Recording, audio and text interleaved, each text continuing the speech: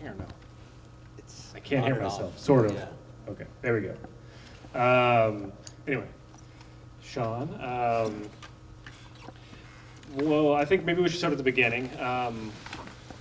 When I first heard about this film, I think maybe some people had a similar experience. Reports were that you were making another movie. You had been researching, I think, for a couple of years even. You were kind of set to make that movie, and then COVID hit in March of last year, and you had to switch gears, or you decided to switch gears because you wanted to work on something. Can you just talk about, Sure. I know this project maybe was in the back of your mind for a while, and you picked up this idea you had from the past? You pretty much got it. We had Red Rocket on the back burner for several years because it stems from research I had done on a film called Starlet before Tangerine. So we had, after Florida Project, we were just throwing around, we were trying to figure out what was next. Red Rocket came up. We sort of broke it, meaning we figured out beginning, middle, and end pretty quickly because it was based on these suitcase pimps that we met, and we had heard so many stories. So it was a quick, we figured out pretty quick. We even considered Simon. Like, it was like 5 years ago. We said, if we make this film, Simon will be the lead. But then I decided to go another route and start developing a film up in Vancouver about drug user activism that literally took up the next 2.5 years of my life, very entrenched. And COVID happened, and we happened to be in LA when the borders closed, and we said, what are we gonna do? And we're sort of mourning the temporary death of that film. And then my producer, Alex Sachs, said, I think I can find you some money if you have something that we can actually make safely during the pandemic. And I said, well, Red Rocket is a character study. It's small enough where we can actually do this. And it was a quarter of the budget of Florida, but at my last film. But we decided, let's make a film right now. We really were like, felt it was just time no matter what. So we moved forward with it, and that's how it happened, essentially. Yeah. Was Texas or Texas City always an idea? Because I know it seems like a logical maybe way to make a movie, where there's not many people around, but at the same time, I think Texas was one of the worst, like, kind of COVID hit places at that time you were shooting. So I'm curious where the idea... Houston was hot, yeah. But no, it wasn't in the original idea. I knew it was going to be a small industrial town, or it was either going to be Ohio, Texas, or Florida. If you Google, where do adult film stars come from? Those are the top 3 states, no joke. And I already made a Florida film. But, and then I also knew that I was going to be using the oil and gas industry as a backdrop. So we wanted to just find the right refinery city. And we did our tour.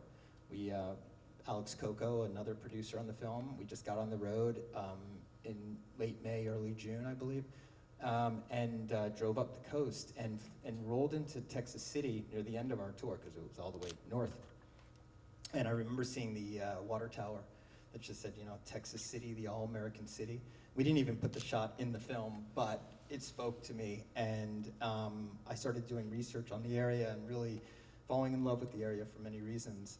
And of course, on a visual level, because it's one of the largest refinery cities in the United States, you can literally turn the camera in any direction, 360, and you're like, you have that vista, you have that landscape. So, and it ended up being really just a wonderful place to work. We were very much allowed to do what we wanted to do, because we realized, especially when we tried to work with the local authorities. We approached the police department, but it was COVID, and they didn't really seem to care. And the one night that we were shooting the Naked Run without permits, suddenly the whole night night sky lights up red and blue, and we're like surrounded by these these cop vehicles. We're in cars, like little SUVs. And they jumped out, and we were like, we're that independent film crew, the ones that contacted you guys. And they were like, oh yeah, okay, yeah. So we realized at that moment that really they only care about potential terrorism around the refinery. That's what they're looking for. So when we were meaningless to them. So after that, we just felt like, we have freedom, let's just shoot whatever. And sorry I went on a little tangent there. No, yeah. I'm curious, maybe if you could talk about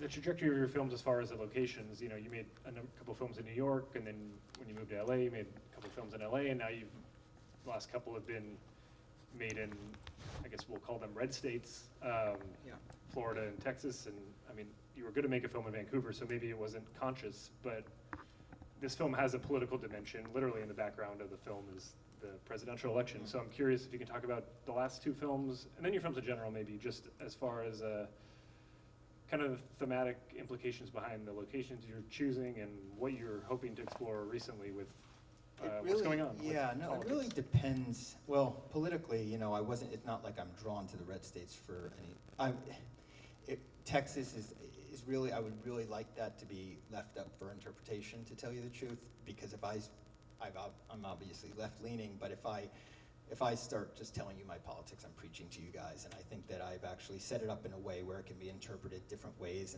and discussed and debated. So I don't really want to go fully into politics, but obviously each film has its own reason that we did it, and in this case it had to do more again with like, you know, an actual character study of something I felt I hadn't seen before.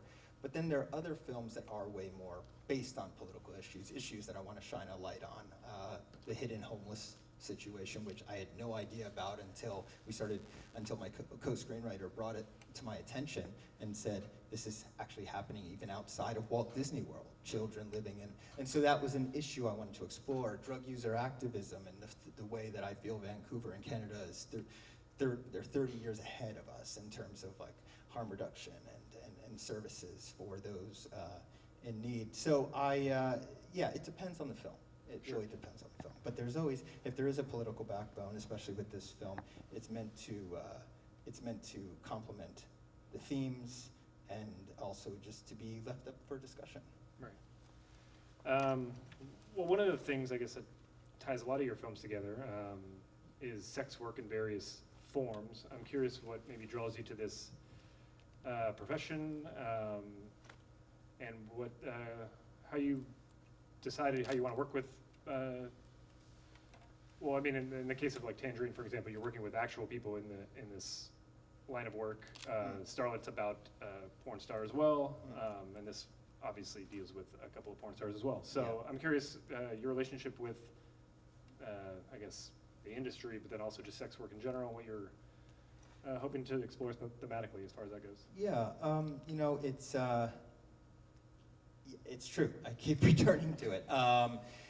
I feel, for many reasons, you know, I do feel that there is an incredible stigma applied to sex work, and there always has been. So if making these stories that focus on, on characters and humans being human help in any way remove stigma from sex work, maybe that's why I'm doing this, to help chip away at stigma. And also just, and you know, I do believe that sex work is work, and sex workers deserve respect, and ultimately, in my opinion, I feel sex work should be decriminalized. And so, you know, this is stuff that I want to get out, but not in a preachy way, hopefully just in a way that engages an audience to perhaps think about it more later. And this actually did, we even though there aren't any adult film stars in this film, we had 5 consultants on the film, 4 of them being from the adult film industry and 1 being a sex worker from outside the adult film industry. All right. Well, maybe we can talk about where some of the actors did come from, because this is a very eclectically cast film. I mean, there are 3 I want to talk about specifically real quick, but of course, Simon Rex we can start with. Maybe a lot of people of our generation know him from MTV and things like this in the 90s, which I'm assuming you do. Yes. But what made you decide or think about him at all, you know, a couple years ago? He's just always, he's consistently entertained me over the years. And the one characteristic I see that he is, you know, that he has in common with Mikey Saber, they're not alike, you know. Simon is not Mikey Saber in any way, but the one characteristic I see is that they don't give up. They're survivors, and I've seen that with Simon's career. Like I remember when he had that scandal after MTV, and when he when he started making a splash again with Scary Movie, I was like, good for him. He has like, you know, he's not letting the industry, you know, hold him down, even though he might not be getting meaty, you know, roles that he deserves. He's sticking to it, and he's taking the next platform and embracing it and putting himself out there. He made, you know, he's Dirt Nasty, which was a comedy rap persona that he had, which was very successful around '05, and then he embraced Vine, and that's when I rediscovered him in a way where I was like, oh, he's funny, man. You know, it's like he deserves to be given a meaty role, because I can see in just those 6-second videos on Vine that he had the chops. So that was 5 years ago when we said, if we make this movie, it'll be him. So that's Simon, and yeah, he was wonderful to work with, like incredible, like such a trooper. We were torturing the guy. I mean, like asking him to run naked without permit. I know, but and eating pizza. It was one of those, it was like one of those productions where he had to drive himself to set and everything. But he was such a wonderful. And the girl who plays Strawberry, Susanna. Susanna's son. Yeah. This is her first movie, Yes. I believe. Where'd you find her? And can you tell us a little bit This about is a nice little cinema story. We found her at the ArcLight, Hollywood. Oh. Yeah, she was in the lobby. There you go. My wife and I were leaving, I think that Gus Van Sant film, You're Not Gonna Get Far on Foot. Yeah. And, or I'm not gonna, yeah.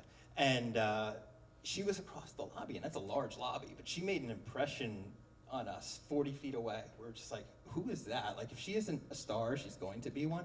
And so we went up and we did our little spiel, like that, you know, we're independent filmmakers, and we made this film called Florida Project, and she had heard of it, which was good. I think she had seen it, actually. And then we said, let's just exchange info. And when I went home that night, we discovered, oh, she already had an Instagram presence. The reason she was here in Hollywood is because she had moved here, I think it was 9 days earlier, you know, aspiring to be an actor. So she had already had this, and she had studied acting in college, and so I knew she had that, and plus she had this wonderful this aura. So anyway, 2 years later, when we pivoted back to Red Rocket, we gave her a call and said, we have a role for you, and she was like, you've made me wait for 2 years. I almost gave up. So yeah, and then of course she just like kicks ass, and my God, I mean, she's a miracle for this film. She brought so much to it. The whole reason Bye Bye Bye is in it is because of her musical ability. So we wrote that scene for her, and then it became the anthem. I mean, like, she just she's incredible. Yeah, she's on a show. She got a show already. I was gonna say. Yeah, she's on a good. show that was, I don't know the name of it, but it's produced by The Weeknd and Amy Simmons. So good for her, yeah. All right. One of the maybe lesser known people in the movie even, Judy Hill, who Yes. plays, what's her character's name? Leandria. She's like the drug matriarch kind of in the film.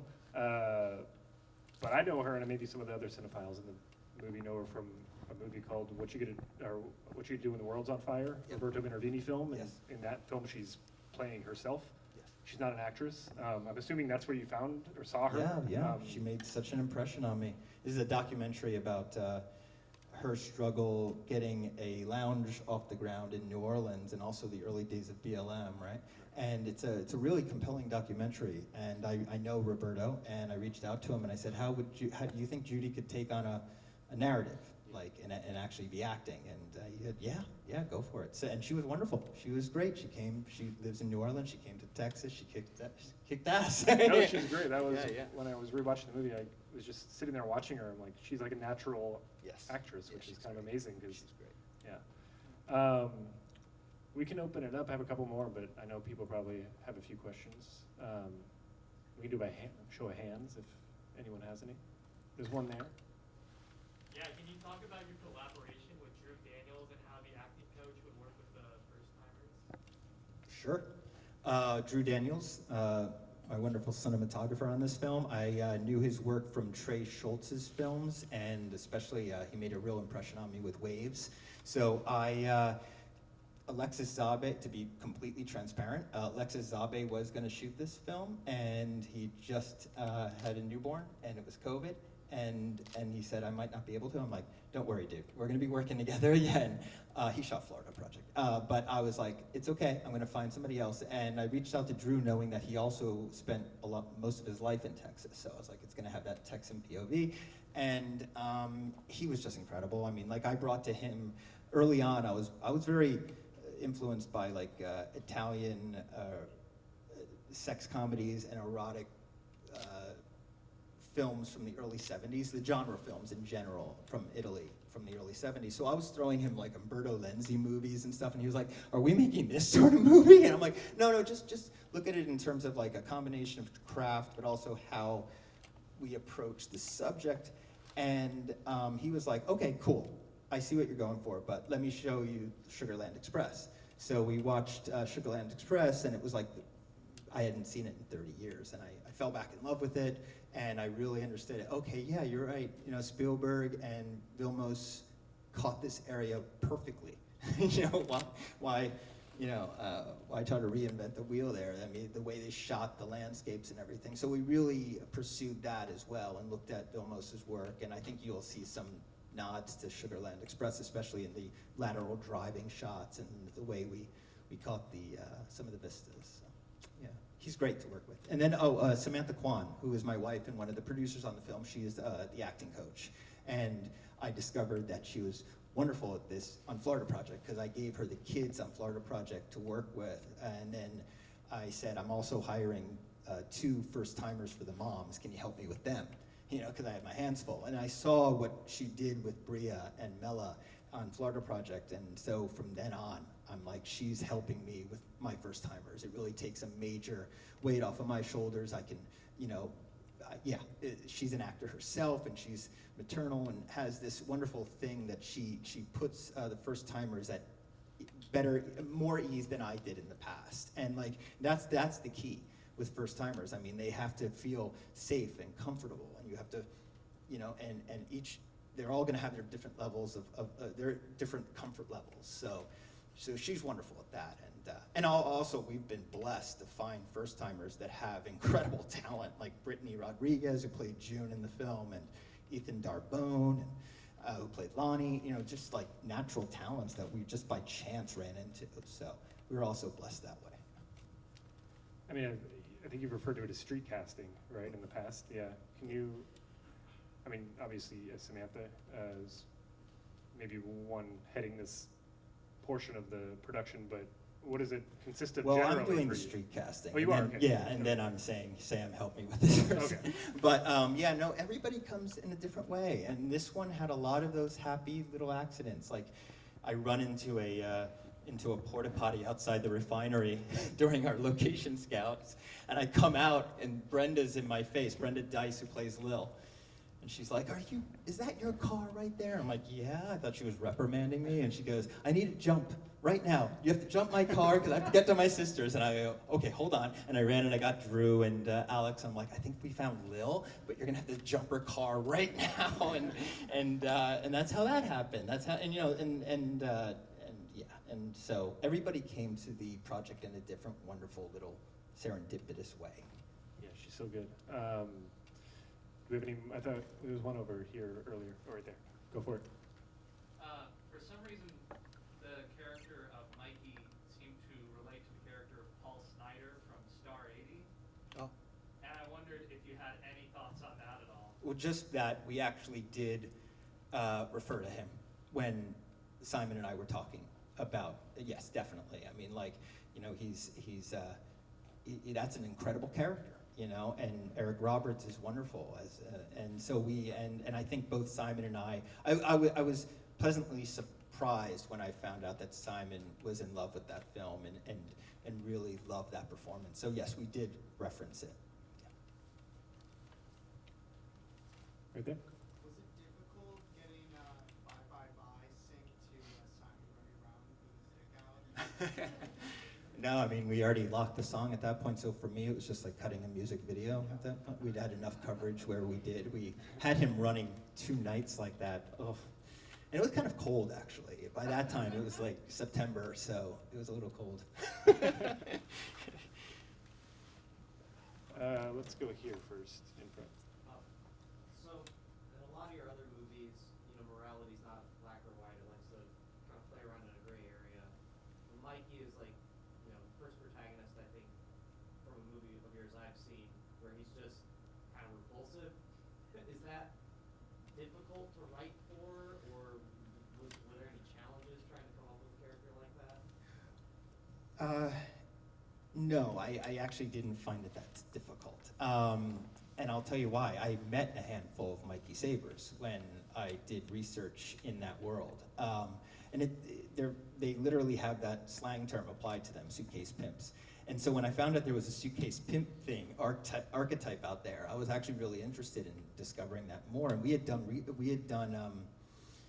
interviews back in the day too, and kept in touch with some of the guys. So, and this doesn't represent all men in the adult film industry, but there's definitely a type of like male talent that lives off of female talent, and they're oblivious to the harm they're causing others. They're very, very adolescent and on the surface very charming. They have these characteristics that are all very similar. On the surface, very entertaining and appealing and actually quite funny. Like I found a lot of these guys to be like, I was laughing along hearing their stories. And then I would actually, and I was of two minds with them, because then I would go home and think about the stuff they told me and be like, oh my God, that's fucking hard, that's terrible. Like, I can't believe I'm laughing at this stuff. And that was what made it. I was trying to get that roller coaster sort of up and down, back and forth thing the entire time while writing. So it was knowing these guys, it was just about like putting it down on paper and not really approaching it in a judgmental way, just throwing it out there. That's how I went about it. Yeah. There was one in the white back there, maybe? I think you were. Yeah, you had some awesome crash zooms and zooms in there. Was that early on in like writing, stylistically that was going to be there, or found it on set? Or? No, that was definitely, again, coming from the influences of like, I would say, again, Umberto Lenzi, but more like Dino Risi, even Lino Woltmuller, looking at their craft and loving those moments, and really, and if they're done right and they're done precisely, and Drew is actually just really great with that. I'm really very, very precise on his camera moves. Well, one thing I did have a question about the look of the film. I mean, obviously you guys saw print of it. It's a blown up print of a 16 millimeter, what you guys shot on 16.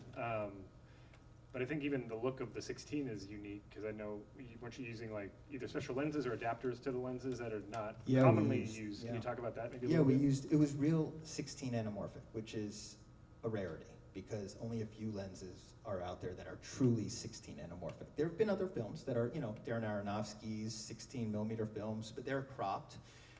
This was, and then there are other anamorphic films that are like shot with 35 anamorphics on 16, which makes it like a 3-to-1 aspect ratio. But we were, I think, the only feature to use these. So it actually very much looks like the characteristics you would find in 35 millimeter anamorphic, like the proper bend, the bokeh, the flares. And we just had, we were having a great time with it. And also, getting back to Drew, I mean, Drew pulled this off with a crew of 4, including himself. Like, it was him, 2 ACs, and a gaffer grip. And they were pulling these images off. I mean, so quite impressive, I mean, you guys only had like a dozen or so people on set at any given time, right? Yeah, it was a dozen. Which is very small, right? Right there. So one of the things I like about what I found compelling about is just how he was so utterly without shame, and I thought it was really interesting kind of the last interaction between him and his wife, where she calls him the suitcase pimp, and it like cuts real deep. I was just wondering why did that line, that insult? That's a derogatory term. Huh? That's derogatory towards real suitcase pimps. If they hear that, they don't like being called that. No, seriously, that was the intention behind that moment. That very insignificant, petty remark actually stabs him in the heart. Yeah. Right there. I just wanted to say thank you for your appearance on the Criterion Closet, because otherwise I never would have discovered Raoul. Oh, cool.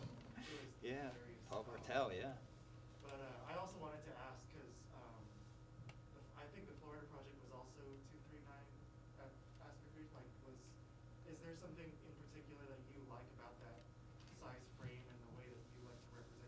You know, it's hard to explain, but yeah, I'm in that mode right now. I think the only films you're gonna see from me, I'm like, I think Carpenter also, like, Yeah, for sure. we're just 2-3-5 guys. I don't know why, I really don't. I just love the look of it. I love how it captures life.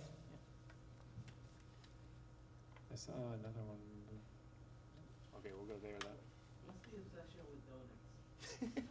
Yes, another donut shot.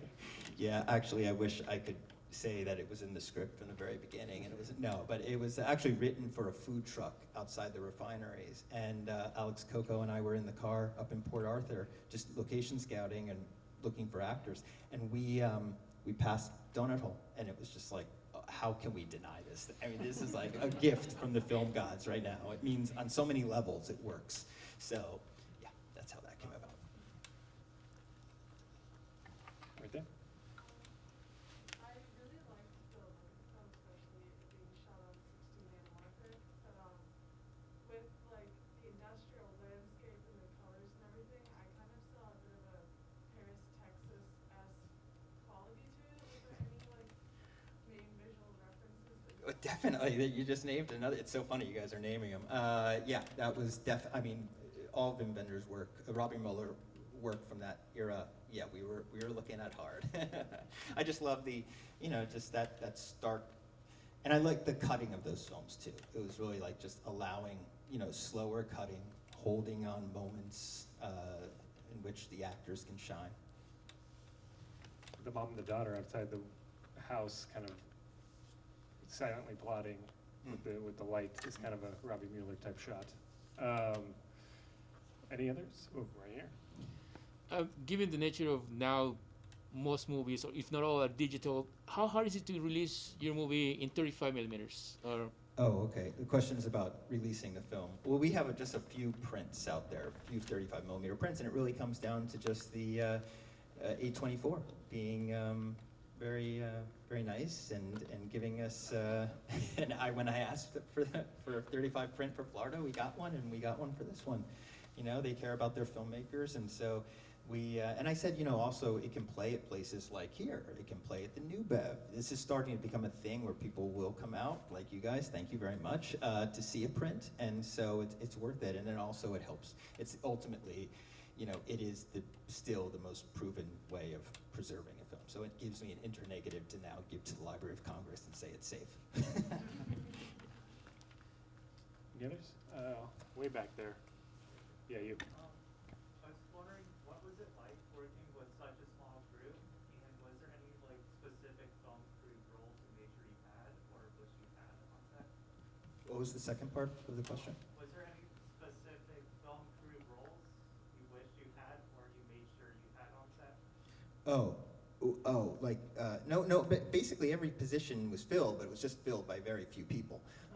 We had, again, it was Drew, so his camera department, 4 people. Then you had our sound, one guy, Alex Altman, doing sound all by himself. And then we had my sister, who was production designer.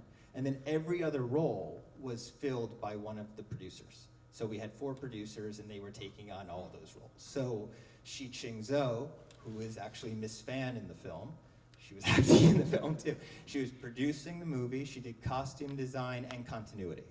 So she had to do continuity in a scene she was acting in. It was ridiculous. So that's how it worked. And I just had these producers that were capable of doing that. And it was, you know, it was when you're in it, it's not that fun.